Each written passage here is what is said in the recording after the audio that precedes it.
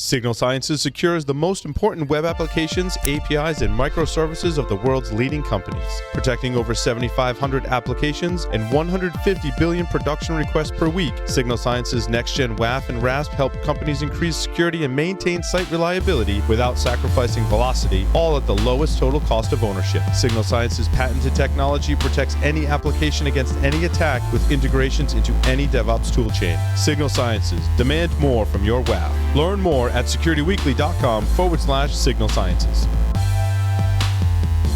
With 84% of cyber attacks targeting the application layer, securing your software is more challenging than ever. Synopsys enables DevSecOps with a portfolio of industry-leading tools including Coverity, Black Duck, and Seeker to help you build secure, high-quality software faster. Synopsys is the leader in application security testing. Visit securityweekly.com/Synopsys to learn more.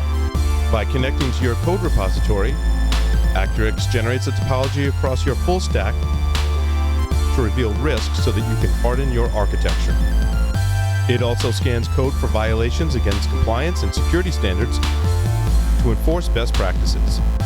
In addition, Accurix develops threat models using vulnerability feeds, IAM privileges, and other data to predict potential breach paths.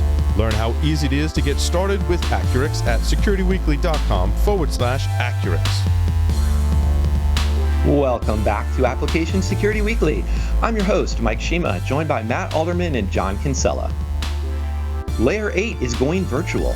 The conference will still be held on Saturday, June 6th.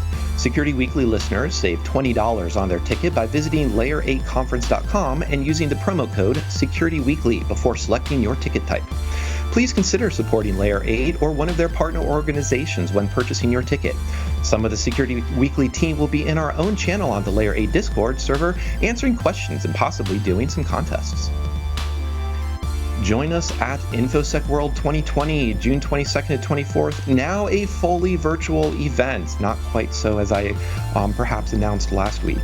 Security Weekly listeners save 15% off the InfoSec World main conference or World Pass. Visit securityweekly.com/ISW2020. Click the register button to register with our discount code. Now, Mike, it's okay because everything is going virtual. It's moving so fast you can't even keep up. How many people know that Black Hat and DEF CON are now virtual? Because that news came out on Friday, right? And so unless you were like watching for it, you may have missed that on Friday. Today's Monday, so this stuff's moving fast. Stuff's moving fast. And of course, DEF CON is also slightly pulled into the boy who cried wolf after their eternal DEF CON is canceled meme going around that, in fact, DEF CON in person is canceled. But yes, they will still be going virtual. Yes. Yeah. Yeah. Everybody's like, no, this is a joke. It's just a joke. We're like, no, it's real. Sorry. Not actually a joke this time. Not it. Not it. Unfortunately, speaking of other things that aren't a joke, last week, Matt, you had actually asked me how easy would it be for Salt to fix those vulnerabilities that we talked about, and I said, with a pre-auth bypass and a directory traversal, those are conceptually things that are pretty easy to fix. But the catch always is, even when a fix is available, how quickly can you patch? And so we have an article here about a couple couple organizations that were in fact caught with the Salt bug. And one I wanted to highlight primarily because they demonstrated a great amount of transparency and a really nice postmortem was Algolia. And they described pretty much the sequence of events that happened when they saw, unfortunately, one of their engineers being paged in the middle of the night because one of their APIs was unavailable. And long story short, they identified that that Salt vulnerability was in fact exploited to drop two types of malware. One that was just in there mining cryptocurrencies, and another one that was set up as a backdoor. And so they went through and had to clean that up. They explained how and what their process was for doing so. And one of the other things that stood out to me too is, if I can find note I made about it. It was also a component in an older tool that had been running fine, and they were planning to rework in the following 2 quarters. So once again, it's one of those cases where it's not actually that bad of tech debt that they were going after. It was actually planned debt that they that they just had now to accelerate cleaning up a bit, but their hand was obviously forced by having this vulnerability be out there. Yeah, I think the one thing I highlighted out of this, the Algolia case, is they identify the culprit as configuration management. So you take a vulnerability with a misconfiguration and you bring the two together and you get this really kind of compounding effect across the network. And we talk, I know it's not, like sexy and stuff to talk about, but misconfiguration can make a standard vulnerability or even a set of vulnerability so much worse from a traversal and exploit perspective. But yet we don't see that same focus for some reason in the security community around the configuration side. We're always chasing the CVE or the vulnerability, but we forget about the configuration component sometimes. It just drives me nuts. Yeah, I think there was an angle here. Oh, go ahead, John. Yeah. Well, first, there's some miscreants out there that are sort of bummed they're not getting their Bitcoin before the halving. So I'm sure everyone's really sorry about that. I love seeing this. I love seeing companies actually say, "Hey, look, we had something happen. This is what we did. We tracked it down. We fixed it. We recovered. We came along. We're going to be transparent with you." The problem here, and I hate even having to go down this path, is I wish they'd sort of responded a little bit differently. And this is, I'm not doing this to attack them or say anything bad. I'm saying this is an educational thing for us, for our listeners. If you have a box which is compromised, and this is a lot easier to fix if you're doing containerized or newer, lighter workloads. But if you have a system that is compromised and someone gets in there and starts installing software, erase it, throw it out. Do not try to bring it back to production, which is what they did. So as a security person now, and there's all sorts of variables here that I could be missing. I don't know. Maybe this was just in a user account. Maybe it wasn't root. I'm guessing it was, since it was SaltStack. Automation package needs root. But there's all sorts of edge cases. So maybe they've got this under control, or they rolled back to snapshots, or God knows what they did. But just looking at what's in that blog post, you guys had some boxes. They were popped through Salt. Someone installed software on there to get their Bitcoin, and you erase that and put them back into production. I've got no trust that there's not another backdoor on that system or something else going on. So this is why you don't do what they did. So hopefully they've got the edge cases in there and they've got things taken care of. But just for everyone else, don't bring something back into production after it's been popped. Yeah, that's a great point. And that ties into two other things I wanted to kind of lean on this for as sort of forward-looking, lessons. One is what you were just calling out is like systems should either be immutable, or if any human touches that production system. And I leave that purposefully just as human rather than like the developer or an admin or a miscreant, as you so rightfully labeled. Throw that away and spin up and release a new clean system. And now that's a container or an image or whatever. And that's part of your, immutable system, part of your golden image, your reference. The other thing that I'll also riff on here is that these systems were exposed to the internet, obviously, so they could be compromised. There's some considerations here around what does a zero trust Beyond Corp model look like for this, and how can you have some additional strengthening that says the endpoint that's accessing this, the client, actually has much more than just there's some type of vetting that has gone on here. Whether it is you've done some provisioning to drop a cert, so the connection actually has to pass a mutual TLS identity verification before it can even get to that, that HTTPS port with the Salt admin on it, or what have you. So there's some lessons perhaps there in terms of hardening. I believe they talked about restricting the access to just their own IP address space. That's a very simple, straightforward thing. That's also a very 90s approach. But it can work. And there's also other ways to say, if you do have these types of zero trust models, it's not necessarily bad to expose this. I mean, that's what all the cloud service providers have with their SSH and their RDPs, but reevaluate exactly how you can tier or have tiers of trust before getting to these types of endpoints. And I think the other thing, so also speaking about last week, we missed the chance to have a riff on Galaxy far, far away. So here is Samsung Galaxy. So if you have one if you have a device since 2014, you're likely affected by a no-click, in other words, no user interaction necessary, RCE on that device. So obviously somewhat concerning, and that Android ecosystem and how you respond to it and how you can patch, speaking of what we're focusing on there about that SaltStack, that's really got to be a strong part of your threat model for your organization. Happy Monday. Go ahead, Jeff. That's all. I'm just saying happy Monday. Good luck with your Well, I think Paul better look out because I think he has one of these Android devices. Maybe I'm not sure. This is a Forbes article, and what I love about this article is when you try to take security speak and you turn it into a business context, and just some of the language in here it's amusing to me. It's a perfect 10 critical security vulnerability. Yeah, no, we don't call them perfect 10s. I do like the concept of zero-click vulnerability versus a 0-day. Kind of cool. Anyways, I think this is really interesting, though, because what you have here is a remote code execution in the Android side that's been on these phones since late 2014 all the way through. So there's over 5 years of phones that are out there that are susceptible to this attack. This is where Apple, I think, has done a pretty good job in protecting the iOS ecosystem a little better than maybe Android in general.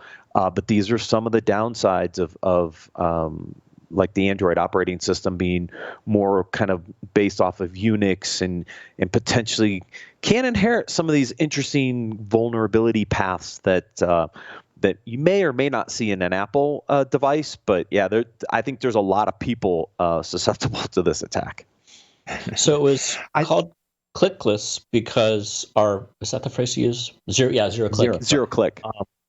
That, I think, at least I first heard that phrase was it 2 weeks ago with the Apple vulnerability? Yeah. And what's interesting about this one is Apple came out and said, "Oh no, our software is fine. You go ahead and keep using email." Yeah. But at least on this side, there hopefully Samsung will be a little more clear and to the point. But so here's a question I haven't touched an Android phone in a few years, but for the folks out there, if any of you guys have them, can't you just replace the stock messaging app with a third-party one and maybe mitigate this? Maybe. So there's a couple parts to this. One is that actually both Android and iOS have a strong, Unix-based background there. And that iOS email issue that came up, there was a lot of discussion about how much of it was actually was pervasively exploited versus exploitable. And some of the conversations in the security community was saying that the heap vulnerability that was demonstrated here in that iOS stack wasn't as reliably exploitable to like a full RCE. Not to say that the flaw didn't exist and it should have been patched. In this case, I think this is more, there's two aspects of it. One is that Android, in fact, is quite securable. Meaning you can do a lot of hardening to it. You have actually a lot of access more to the source code.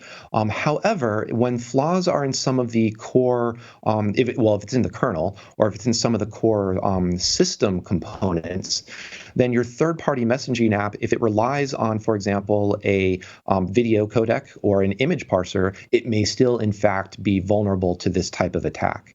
And that's where this I would highlight more is just, once again, the problem of dealing with user-generated content and specifically image formats, and in this case, and historically video formats, have just so many aspects to them and so many customization and alternate ways of expressing basically the math of those file formats that they're rife with potential vulnerabilities and these types that can lead to these types of attacks. I think the other thing here is, I think when you think about the ecosystem between iOS and Android, Apple, when they release a patch, they can get it out pretty quickly and it's consistent across the board. You've got more hardware and other interdependencies here, I think, with the Android systems. And sometimes it may be a little more challenging to get patches out to all the variations of hardware Android operating systems. And we're looking at, 5 years of devices here? So, how easy is it going to be to even roll out some of these fixes across a very diverse hardware and software ecosystem? Yeah, and even if you look at the Android security bulletins, they talk about they talk about vulnerabilities at the system and the media services. So those media services, John, that could sort of answer your question. Maybe you're vulnerable to the chat, but if you're using the media services, it depends on that. But then they have a section on their closed source vulnerabilities, and then just like you said, Matt, they also have a section on pretty much the device, the different devices that are out there. So there's absolutely a lot of complexity in that ecosystem that, again, I'll kind of quip and say it is securable, but it's so complex that Apple in this case has done a lot better to say, here is a large, overwhelming majority of users that are on either the latest version of iOS or the latest point release of previous versions of iOS, whereas Android is definitely a lot more mixed. Yeah, and I didn't look at it close enough to see if it was where it fell in the app or fell in the kernel. And speaking of content, I hear our production engineer Johnny is working on a vulnerability to exploit our listeners. That'll be coming out next week on your podcast, so stay tuned for that one.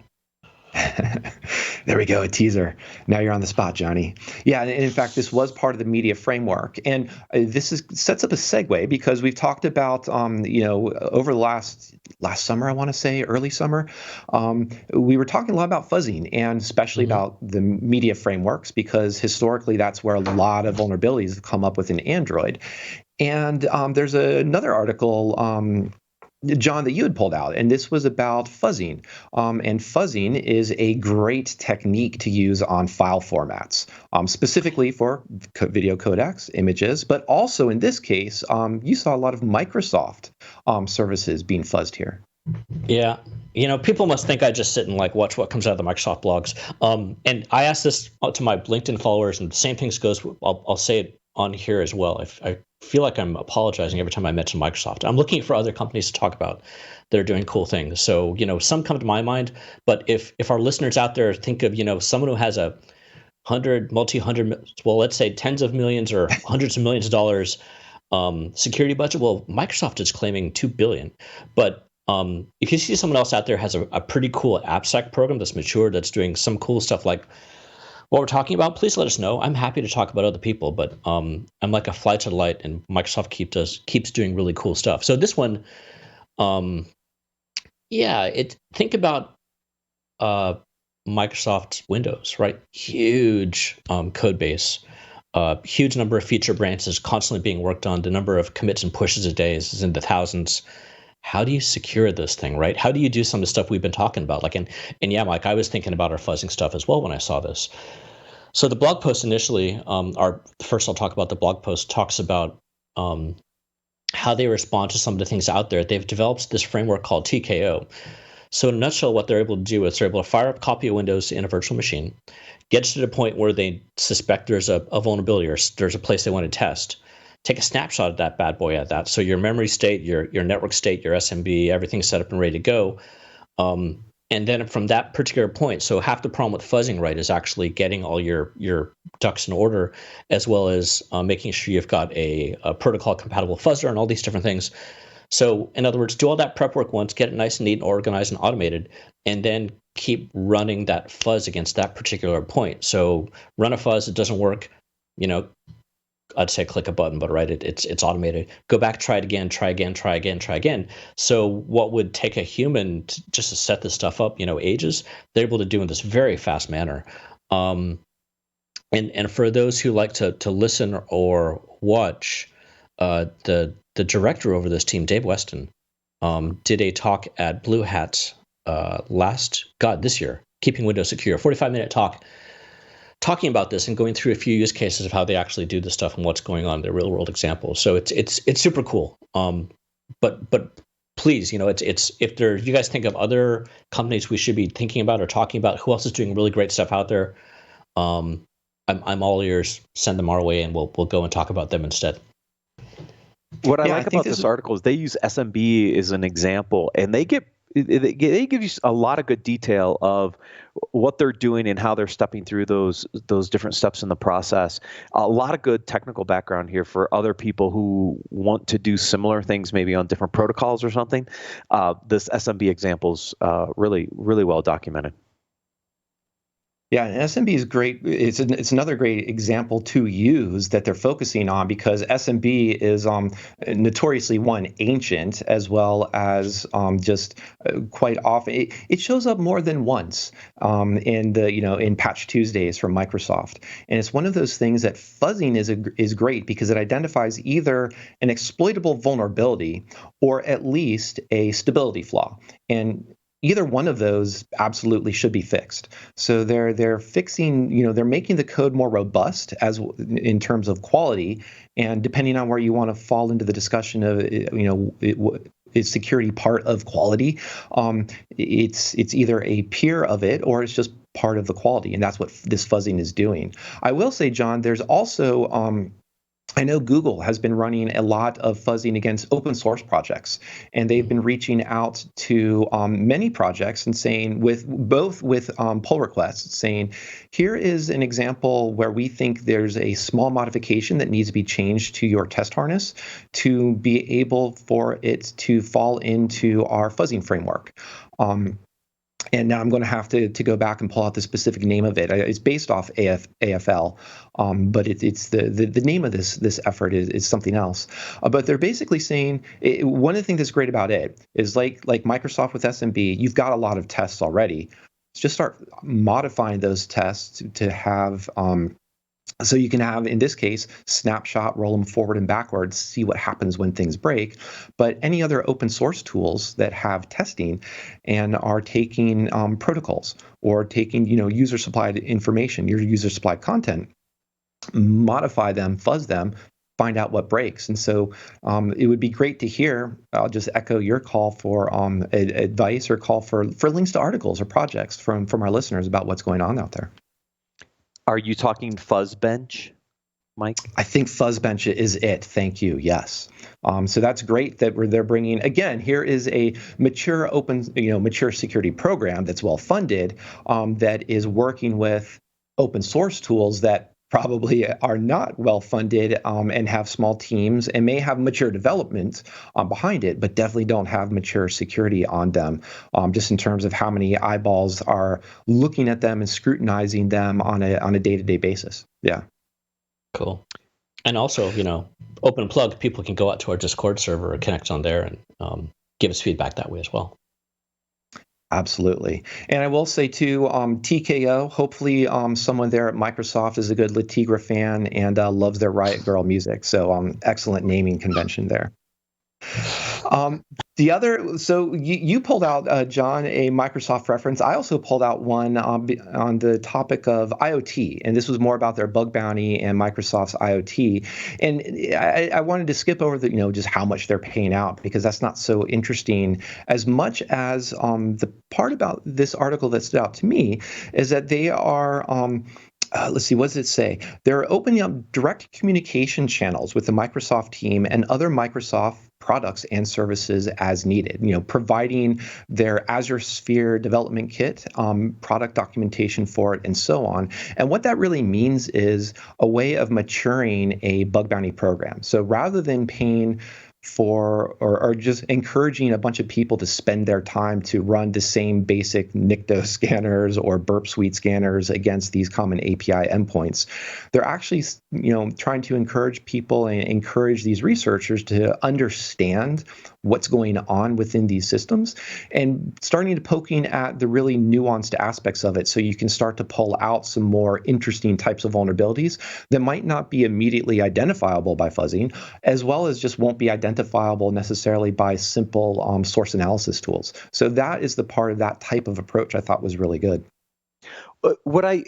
we talked a little bit about this, I think last week or the week before, around Azure Sphere, right? And this is, what I really like about this is that they're trying to do the right things to create secure IoT environments. And it starts with the firmware and Pluton and the hardcore aspects of the firmware and the hardware system itself, right, which is part of this. And then Secure World, which is the operating environment that these that run in the chipset, right? I mean, this is how we're going to solve IoT security at the end of the day. It's the only way to do it, because anything else we will attempt to do just is not going to do it. So the concept's right. Now what they're doing is saying, look, we're going to open this up. You researchers help us identify any vulnerabilities or backdoors into this environment, because if they can get some of the security bugs out of this early on, think about what the future of Sphere means for securing IoT devices for the future. So I commend them both on creating an environment that can create more secure IoT devices, and then allowing the the attacker community to actually go out and see if they can find some bugs in these environments. Absolutely. There's a big difference between us saying, like, I think it was even last week, here's a list of, 6 common things as a framework for IoT security, versus Microsoft diving in, and we could call it, this is sort of that DevSecOps approach, diving in and saying, rather than here's a list of 6 things to consider, here is an SDK that we are looking to the community to help us harden so that you have a default secure, or a default, a secure baseline to start with when you're building this IoT ecosystem.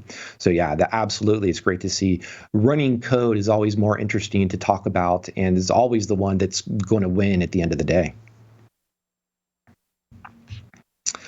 There is, so I realize, if Microsoft has a little bit of that, $2 billion budget left over to become a sponsor, sure, why not? But I will say they aren't actually a sponsor for this week or for the podcast right now. But I do have another article about GitHub, which was a Microsoft acquisition. So it's just a bit of a confluence of events. But this one I wanted to highlight because it is, much like we were talking with Joe in the previous segment, and talking about using Conjure and Summons and bringing some open source tools into that development pipeline. Here now is a way to bring code scanning and secrets scanning right into GitHub. And there was a fun phrase here that was code scanning is now available as a GitHub native experience. And that kind of, I liked that in the sense of, we talk about cloud native tooling and use the cloud native components for, honestly, secrets management or key management. You can have HSMs in the cloud, for example. But in this case, you can just hook up your, if you're using GitHub, hook up code scanning or identify, cool, here is looks like an AWS secret key, or here's a GCP token or a JSON blob that got committed. So now we need to identify it, pull it out, and ideally also just immediately revoke that credential. And all of that, I think, is a really great thing to build into your development pipeline. Yeah, what I like about this is these are some great initial capabilities that GitHub's giving away as part of it. But beware, there's more that you have to do than just these, right? We were actually digging into this with one of our sponsors. We're working on a webcast to talk about aspects of this. They give you some great base capabilities, but then you run into some very interesting scenarios in some of these tools where you don't understand transient relationships, and therefore are there some vulnerabilities, buried 2, 3, 4 levels deep that these scanners can't get. We were just talking to CyberArk, for example, around secrets. This is great for some default secrets, but there's a lot of variations on how secrets can be stored in different systems. So again, some great initial capabilities, and I love that GitHub and some of these other places are including this stuff in, but don't use it as, if I do these, I'm done. I've covered everything, because there are scenarios where you don't cover it all. That's a great point. And I think, speaking of, also too, as a quick aside, it made me think this is part of their acquisition of Semel as well. And Semel was doing, similar to fuzzbench, they were just doing a lot of code analysis for many open source tools and providing a lot of high quality pull requests and fixes for them. I also wanted to say, especially to your point, Matt, is that there are also other tools out there that may help with some of those other edge cases, or this is definitely not the place to stop. So speaking of open source tooling, there's another tool from Skyscanner called Whispers that is a Python-based tool and more recently developed, and is in the vein of, I know, for example, NCC Group has a similar thing for AWS auditing and a couple different other open source projects around this. But it's basically a lot of people are looking for this problem of secrets being committed in source code. So it's not unique. It's a common problem, and there's a bunch of different ways to go and find this. And maybe even if you're not a GitHub user, you could start to look at something like Whispers and put that into your own development pipeline, so you still have this capability available to you. Yes. Yeah, it looks neat. I haven't got a chance to play with it yet, but 19 commits sort of new. But it as you said, there's the more of these, the better. Help. Yeah, they're great tools. I just want to caution listeners that there are some great initial tools out there. They do a lot to move you from zero into some level of maturity. But some of these tools also have gaps, and that if you just use these tools and you stop there, you're still probably susceptible to a number of attacks and or have a number of other vulnerabilities embedded in the software that these tools don't catch by themselves. So this is a great initial step to build some maturity into your application security program, but there's probably more that you need to do or integrate from other sources. So just something that people need to be cognizant of. Absolutely. And I guess that also means is that's the work for that security team to go out and do that research to bring in those additional tools, rather than just sitting at the checkbox approach and saying, yep, we've got this for code analysis, we've got this for secrets, we've got this for secrets management, and moving on to something else. So it goes back to, I would call out much more of the idea of threat modeling and asking, have we done enough? What else could go wrong? And then perhaps pulling in something like maybe a pen testing or vulnerability scanning. But I think even if you come back with a clean pen test, that never means you're secure. It just means they didn't find any vulnerabilities in the areas that they were looking at, which could be a good sign that you have a more robust system. But there's definitely that observer bias. They only found what they're looking for. I'm digging around a little further as we talk here.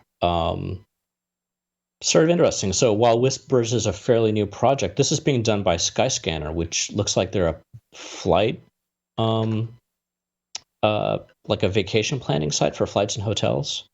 So, nothing else, big ups to have like someone like them actually, like they've got a bunch of stuff on GitHub. So maybe it is a sign that we're going to see more good stuff out of them.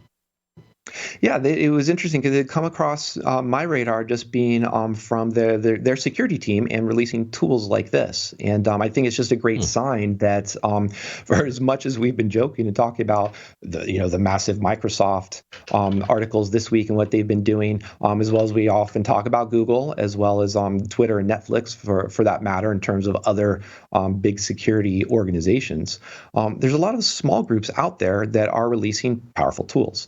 And so I guess maybe we'll just use this as another advertisement. Come hop on our mailing list so that you can then get an invite to the Discord, and let's hear some more about other tools, listeners, that you would like to highlight or have us poke into or just share on these episodes. And I suppose with that is a good. So that's everyone's homework for the week. So no reading homework this week for you, John or Matt. So you're off the hook. So so lucky on that case. I want to thank all of our listeners for joining us. Obviously, also definitely want to thank Matt and John. And we will see you next week on Application Security Weekly.